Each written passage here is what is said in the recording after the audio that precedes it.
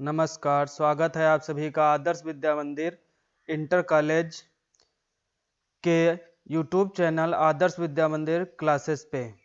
आज हम आप सभी लोगों को पढ़ाएंगे भूगोल का प्रथम अध्याय रिसोर्स एंड डेवलपमेंट्स। आइए देखते हैं रिसोर्स और डेवलपमेंट्स।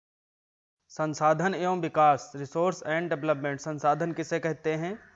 प्रकृति में पाई जाने वाली वे सभी वस्तुएं जिनका प्रयोग मनुष्य अपनी आवश्यकताओं की पूर्ति के लिए करता है, संसाधन कहलाते हैं। अर्थात प्रकृति से जो भी वस्तुएं हमें प्राप्त होती हैं उनका प्रयोग मनुष्य अपनी आवश्यकताओं की पूर्ति के लिए करता है, विभिन्न प्रकार की आवश्यकताओं की पूर्ति के लिए करता है, वे सभी वस्तुएं संसाधन कहलाती हैं। जैसे संसाधन वह कोई भी वस्तु हो सकती है जो मानवीय इच्छाओं व आवश्यकताओं की पूर्ति कर सकती है। जेम्स फिशर के अनुसार प्राकृतिक संसाधन उन संसाधनों को कहते हैं जो प्रकृति द्वारा प्रदान किए जाते हैं तथा मनुष्य के लिए उपयोगी होते हैं। एक प्रसिद्ध विद्वान वीसी मैकलान के अनुसार यह परिभाषा संसाधन की दी गई है। आइए देखते हैं संसाधन के प्रकार। संसाधन को कितने भागों में बांटा गया? संसाधनों को निम्न भागों में वर्गीकृत किया गया है। नंबर 1, उत्पत्ति के आधार पर। उत्पत्ति के आधार पर संसाधनों को दो भागों में विभाजित किया गया है, जैव तथा अजैव संसाधन। इसके पश्चात है समाप्यता के आधार पर। समाप्यता के आधार पर संसाधनों को दो भागों में विभाजित किया गया है, नवीकरण और अनवीकरण योग्य संसाधन। इसके पश्चात है स्वामित्व के आधार पर। स्वामित्व के आधार पर संसाधनों को निम्न भागों में विभाजित किया गया है, व्यक्तिगत, सामुदायिक, राष्ट्रीय तथा अंतर्राष्ट्रीय संसाधन। इसके पश्चात आता है विकास के स्तर के आधार पर। विकास के स्तर के आधार पर संसाधनों को संभावी, विकसित, भंडार और संचित कोष संसाधनों में विभाजित किया गया है। अब आइए आगे देखते हैं उत्पत्ति के आधार पर संसाधनों के प्रकार। उत्पत्ति के आधार पर। उत्पत्ति के आधार पर संसाधनों को दो भागों में विभाजित किया गया है, जैव तथा अजैव संसाधन। जैव संसाधन किसे कहते हैं? जीवमंडल से जैव संसाधनों की प्राप्ति होती है और वह संसाधन जिनमें जीवन उपस्थित होता है जैव संसाधन कहलाते हैं। जीवमंडल किसे कहते हैं? जीवमंडल हमारा पृथ्वी मंडल तथा वायुमंडल के बीच में वह सकरा मंडल है जिसमें सभी जीव जंतु विद्यमान होते हैं, जीवमंडल कहलाता है। इसी जीवमंडल में जो भी जीवधारी पाए जाते हैं वह सभी जैव संसाधन के अंतर्गत आते हैं, जिनका प्रयोग मनुष्य अपनी आवश्यकताओं की पूर्ति के लिए करता है। वरन मनुष्य भी एक स्वयं संसाधन है। मनुष्य, जैसे उदाहरण के तौर पर हम देखते हैं, मनुष्य, वनस्पत जात, प्राणी जात, पशुधन आदि सभी जैव संसाधन के अंतर्गत आते हैं। अजैव संसाधन किसे कहते हैं? निर्जीव वस्तुओं से बने समस्त संसाधन अजैव संसाधन कहलाते हैं, जैसे चट्टानें, धातुएं आदि। समाप्यता के आधार पर संसाधन। समाप्यता के आधार से तात्पर्य क्या है कि वह समाप्त होने के आधार पर संसाधनों को विभाजित किया गया है। पहला, नवीकरण योग्य संसाधन। वे संसाधन जिनको पुनः प्रयोग किया जा सकता है नवीकरण योग्य संसाधन कहलाते हैं, जैसे भौतिक, रासायनिक व प्राकृतिक क्रियाओं द्वारा पुनः उत्पन्न किए जा सकने वाले संसाधन नवीकरण योग्य संसाधन कहलाते हैं, जैसे पवन ऊर्जा, सौर ऊर्जा, जल ऊर्जा। पवन ऊर्जा का प्रयोग पुनः किया जा सकता है, सौर ऊर्जा का भी प्रयोग पुनः किया जा सकता है, जबकि जल ऊर्जा का भी प्रयोग पुनः किया जा सकता है। अनवीकरण योग्य संसाधन, वे संसाधन जिनका प्रयोग पुनः नहीं किया जा सकता अनवीकरण योग्य संसाधन कहलाते हैं।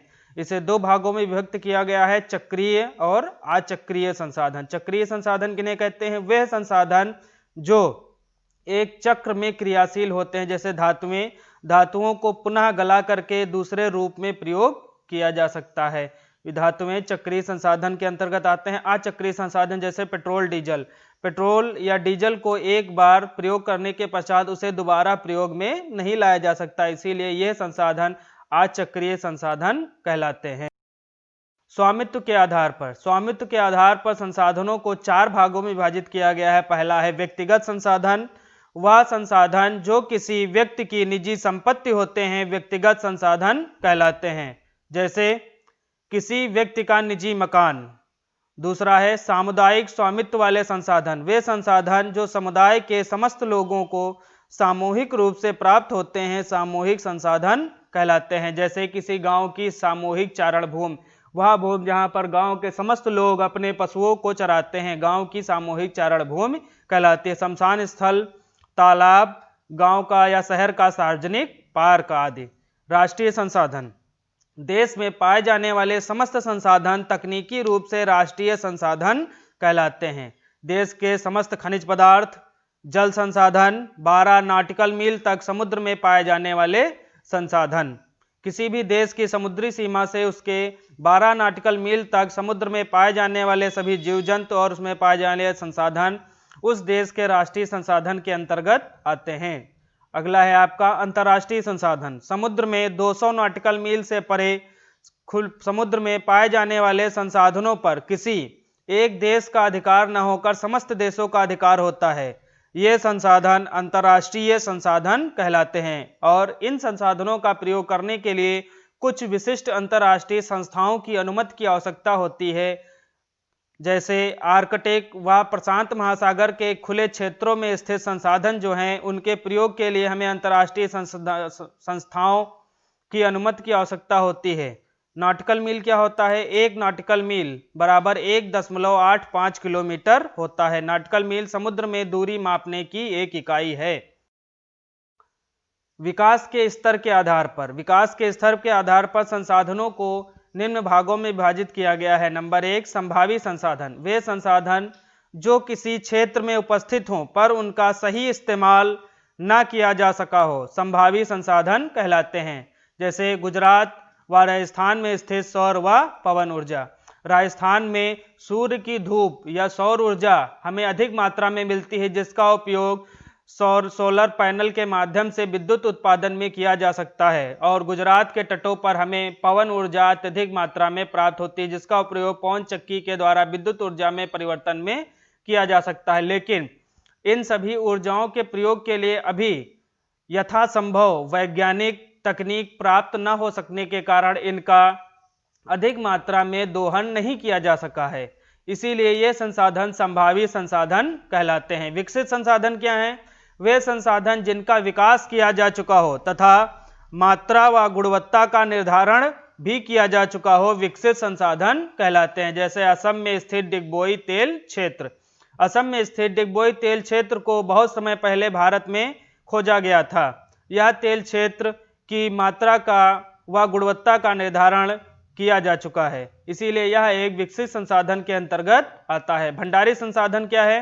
पर्यावरण में उपस्थित ऐसे संसाधन जो मानव की आवश्यकताओं को पूरा कर सकते हैं, लेकिन तकनीक के अभाव में इनका प्रयोग नहीं किया जा सका है, भंडारी संसाधन कहलाते हैं। जैसे जल।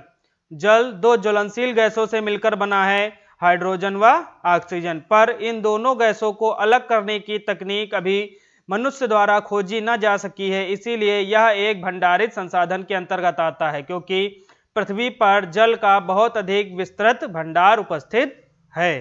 धन्यवाद।